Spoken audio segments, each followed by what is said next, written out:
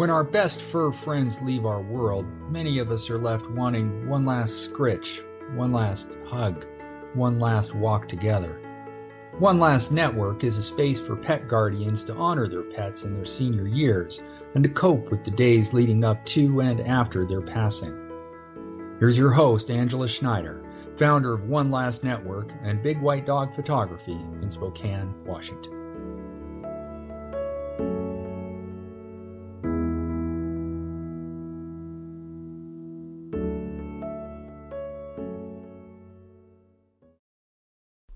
Welcome to One Last Network and the art of learning to walk again.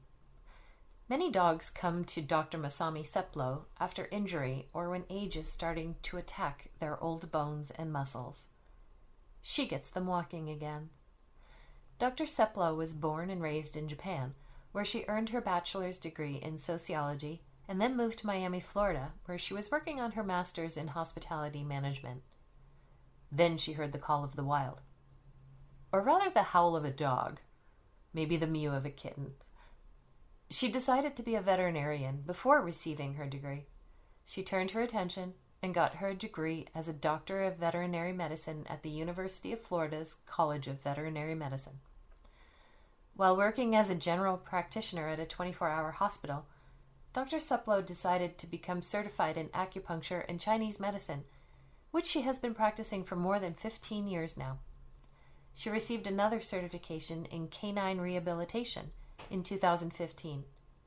She is particularly interested in geriatric medicine and food therapy, in addition to rehab and Chinese medicine, because all of these modalities are positive and gentle.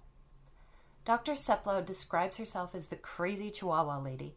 She has rescued 5, Ellie, Lucas, Romeo, Juliet, and Millie.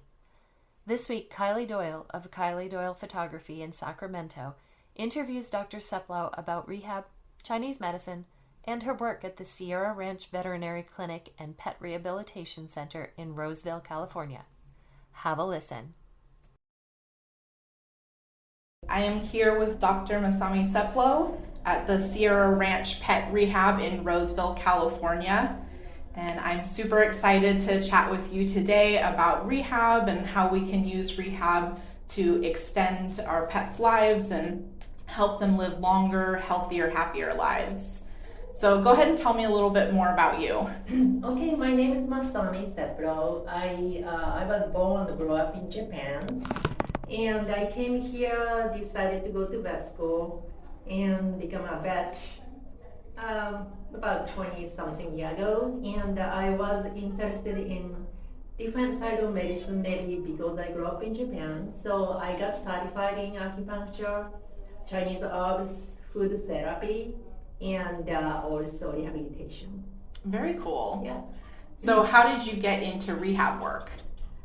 Rehab work. So since I was doing extensively acupuncture and Chinese herbs, but on the same time I have seen a lot of paralyzed dogs, and many of them lose their muscle and ability to move. So I thought maybe it's something we can add to my practice, doing some exercise, some Western medicine in a way. So I thought it's a great mix and hybrid there. So I love that. And how long have you been doing the rehab work? I'm doing rehab about 8 years now, yes. Okay, very nice. What would you say is your favorite thing about doing the rehab work? Favorite thing to say, okay, I think I am happy to see their owners, especially that the mom and dad of all the animals. That the other animals lose control for moving and cannot walk anymore or can't pee and poo by themselves, become active again. I think I'm happy to see geriatric animals' parents become happy. I love that. Yeah, as a pet parent, it's so important, to see our pets happy. Right. So I love that. So in your work with rehab, would you say that most of your patients are older? Do you see a mix? I would say probably half half geriatric, and another half is a mix of post surgery, like a knee surgery, back surgery. So as you're treating the senior pets specifically, what are some of the most common things that you're treating them for? Back weakness, back leg weakness, usually caused by spinal issue. So most of them are chronic, so losing back leg, dragging, and cannot stand up very well, can't jump very well. Those cause muscle wastings. Okay. And are there things that pet parents can do, before their pets get to that point that can help them? Or is this just more of a natural progression as they get older? Well, it's a natural progression. It's just like a human being. Okay, when you are younger, you run 10 miles. Now you don't want to do that anymore. So that's okay. It's a different life stage. But you can prevent by keep doing exercise. You don't need to go walk 2 miles for your pets anymore, but you can still do the short walk more often. 10 minutes walk as many as possible. And also joint supplement is important, fish oil, and the good food. Perfect. Yeah, just like humans. Yes, exactly. So what are some of the benefits of bringing your pet in for rehab? Some benefit, I think we basically make a team for the rehab team. Let's say this is Ellie, my dog, the team Ellie for example. So we do our part here, like doing laser therapy, exercise, and water treadmill, acupuncture sometime, and we're gonna send home with a home exercise plan, so you have a homework. So owner can involve in that medicine right away. I think that's kind of fun thing to do. So what would be some tips that you would give for the best chance of success with the rehab? Best chance, okay. Listen to the team, and also you have a question, ask us many times. I don't care, we can talk to you anytime. We have a good technician and assistant here, they are always helpful. So if you are lost, ask us anytime, and just work together. What kinds of treatments would you recommend to give your pets to give them a longer, healthier life? Is there any rehab that you would recommend doing that's kind of prior to them having injuries, or is the rehab more just going to be after they have an injury or they have a deterioration? I think it's let's say if you have a young dog, prevention of the injury very important. Mm-hmm. We see a lot of knee ligament injuries. So many of dogs, they are not really jumpers. Right. So I don't want to encourage them to jump off from the bed to the slippery floor, Mm-hmm. the wood floor. That's not a good thing. Or playing with a bigger dog or too harsh on the not great surface. That's not a good idea to do. Those are important to prevent injury. And for older dogs, I would say you have to keep going. Yeah. Just have to doing some exercise, but not too strenuous. Plenty of rest. Just keep them moving gently. And also in the home, you have a tile floor or a wood floor. Nice to have a rug or yoga mat to give some tractions. Those are great to prevent injury, I think. Tell me about some of the cases that you've seen here. Over here, I think there are a couple of dogs totally paralyzed, and start kind of walking, trying to walk, but dog do not have they don't have any strength to do it. So we provide a wheelchair. Oh wow! Wheelchair, and it's getting common now, and it doesn't mean we gave up walking.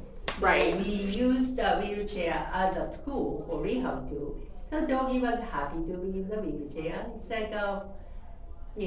went outside with the owner just like a regular old day. So he's happy. He got the ability and confidence back. And then after that, he get tired of that, and he said, I think I can do by myself. So he kind of a graduating wheelchair and start walking by gradually himself. That's very that's cool. really cool, yeah. Yeah. Was he older or was it an injury? He's a little older with back issue, and he also has some arthritis. Okay. So that makes that the progress a little slower, but he's going to the right direction, I think. So owner's happy, dog is happy. Yeah. Yeah. So those are kind of cool case, I would say. Wow. Yeah. I love hearing those success stories. Yeah, me too.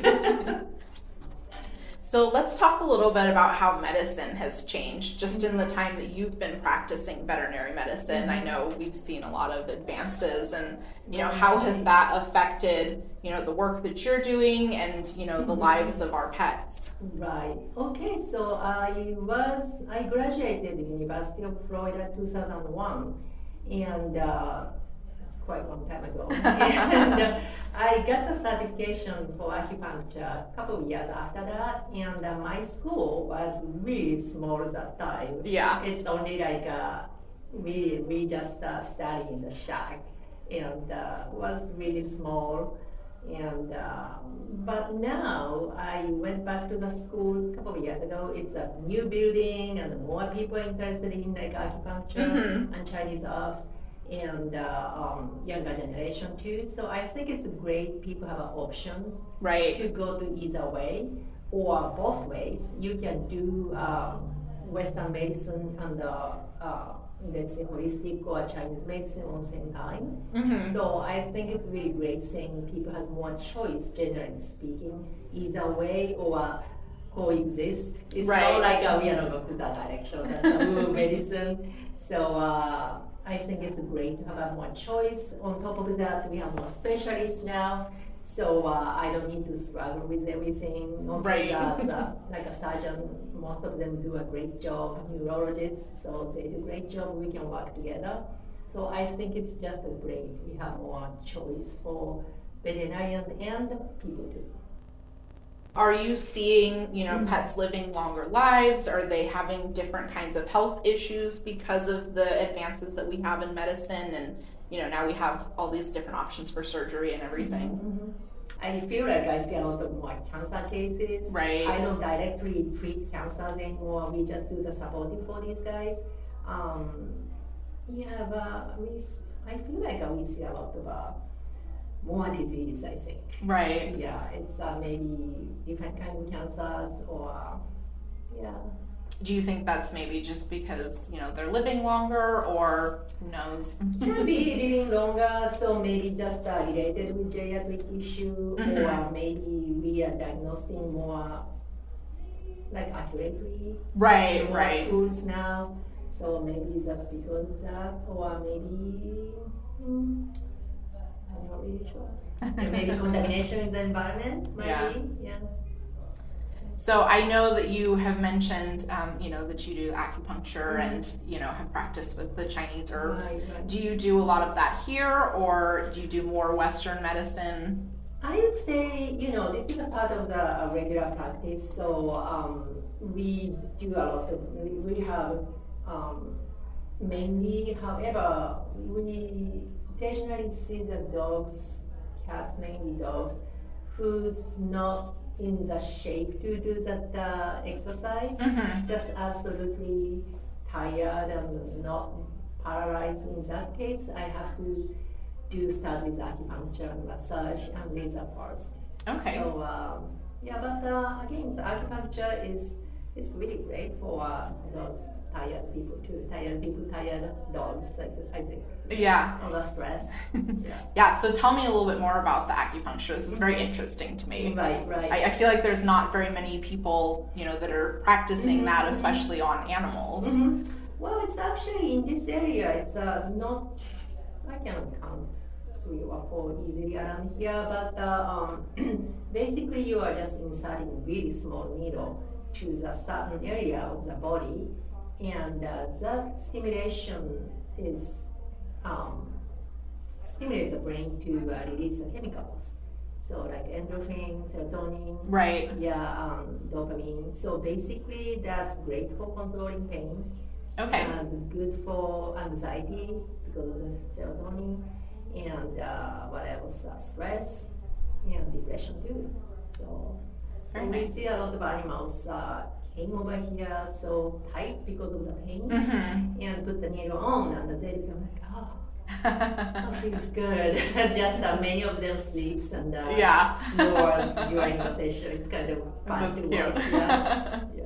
So How often do you recommend doing the acupuncture? it depends on the case, like paralyzed, acute paralysis. If surgery is not the option, maybe even like every day or 2 to 3 times a week. But most of the chronic case we see every week.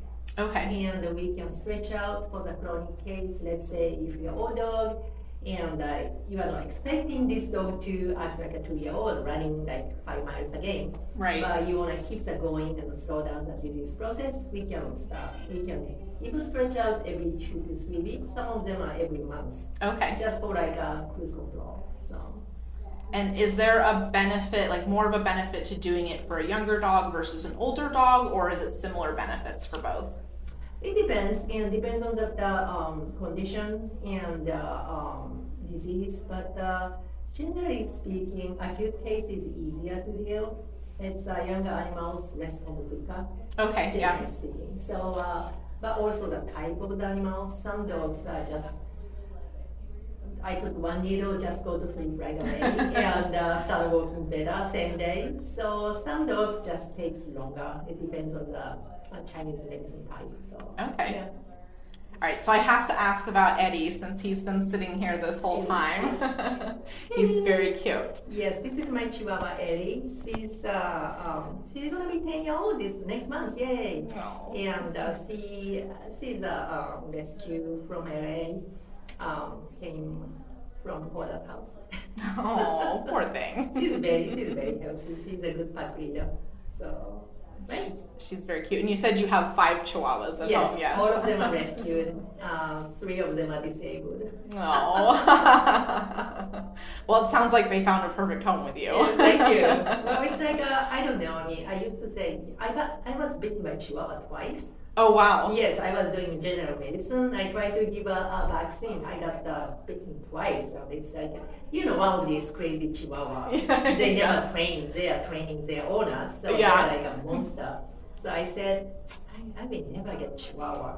And after I moved to LA, I didn't have a yard. And there are so many unwanted Chihuahua. And that Right. was one. And they multiplied to 5 or something. So, It's funny how that happens. Yeah, it's kind of fun to watch interaction between them. Yeah. You know. Is she your oldest? No, she's actually 10. I have older one, which was found on the street, probably 15. Another old lady, old lady, she's about maybe 16. So yeah, she's in the middle, kind of. She's very cute. So I've noticed during this whole time you've kind of been massaging her. Is Yes. that a practice that you use on her a lot to keep her calm? Not really. Maybe it's a separation anxiety between both of us. Right? Yeah, I think it's a good idea for the owner to touch their animals. If you touch more, you will see the difference. Okay, you train your hands. Okay, feel like this area is tighter than before, or today it looks softer, or she's yelping to touch here. So I would encourage all the owners to touch your dog more. That's a great tip. Yeah, compare right and left, and just note everything you feel, and more information is better for the veterinarians too. Yeah, as people are petting their dogs and touching them and feeling, are there any certain signs that they should look for that maybe they, should be concerned about and should take to their vet? Right, for especially in the rehab area, if you touch along the spine, like back area, just gently, I'm not pushing anything right now, and if a dog look at you, or all of a sudden he sits down right there, it's a sign of a pain or a sign of weakness. Okay. So you might have to note that, or you touch the specific joint, like a hip hips or knees, and again, same thing. If you look at you or give you side eyes, it's usually some kind of a discomfort there. Yeah. So I think it's a good idea to touch your dog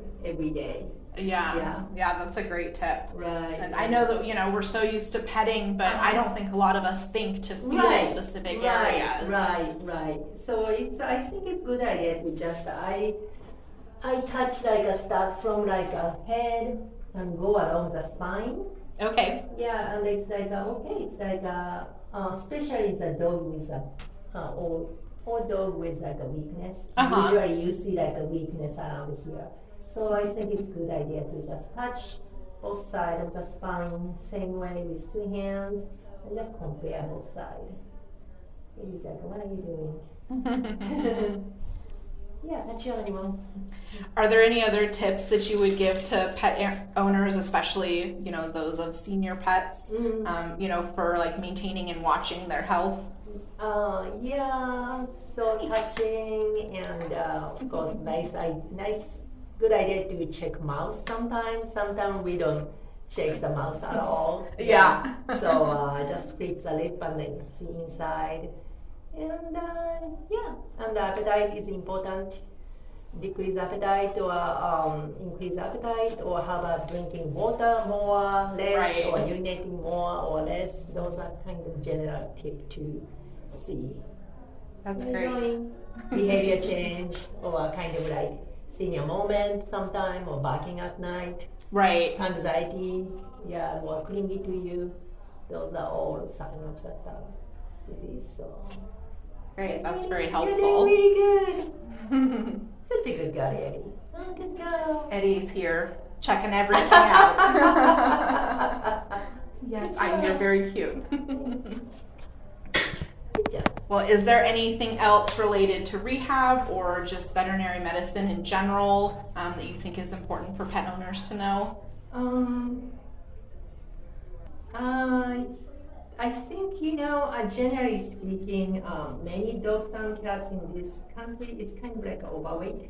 Yeah. So I think it's really important to keep your how much you are feeding, aware how much you are feeding to your dog and cats. Especially cats, many people leave the food all the time for food choice.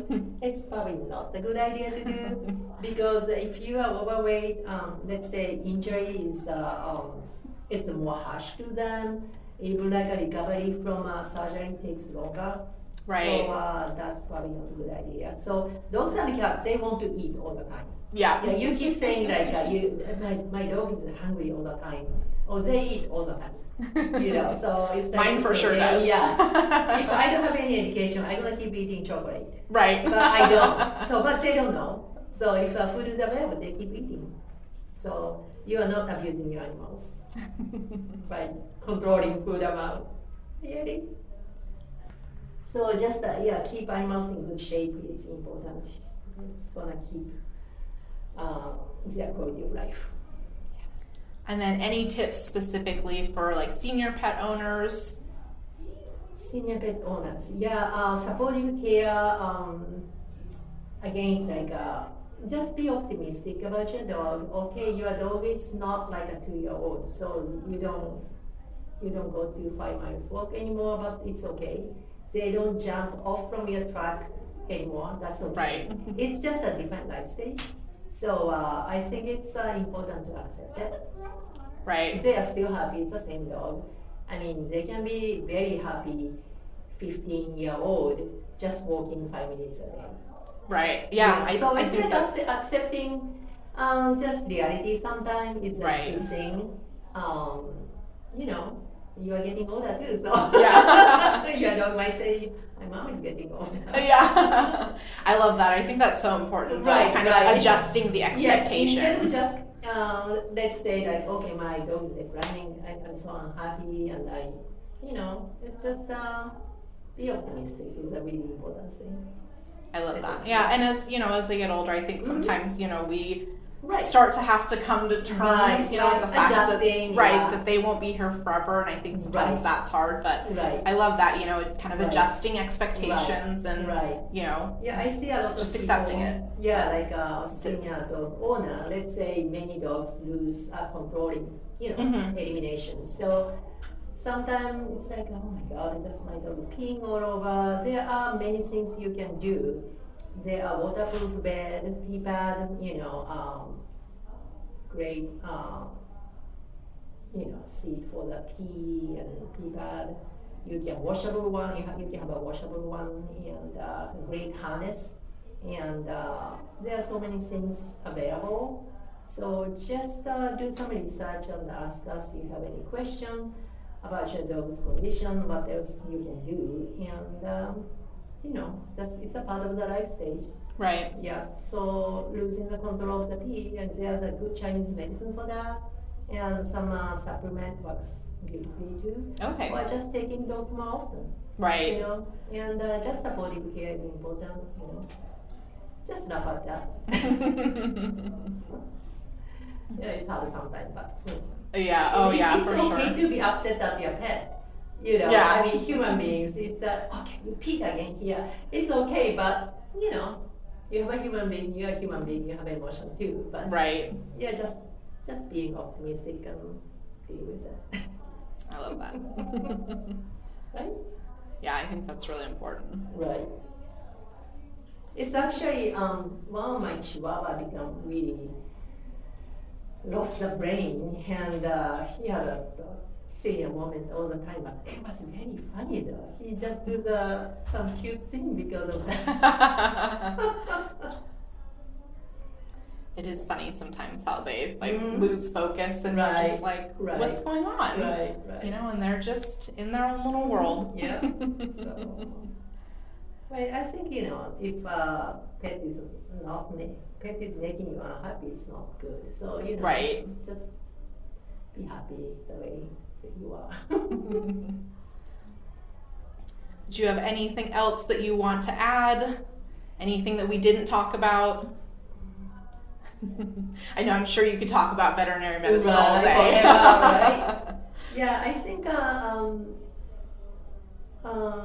there are so many rescue animals and sometimes senior pets too, and even like you are adding some animals. Sometimes go to like a rescue group to look, what's available. Mm-hmm. Yeah, some of them are become a really nice pets. Yeah. It's like if you don't have any energy to train the puppy, Right. you can get the middle-aged good animals there. So just think about adopting from a shelter or rescue group. Yeah.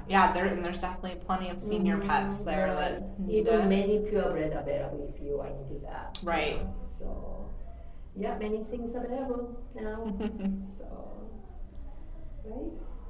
All right. Well, thank you so much Thank for you this so much conversation. for I think having we, me over here on that. I think we had lots of great information and lots of Excellent. good tips for our senior pet owners out there. Yay.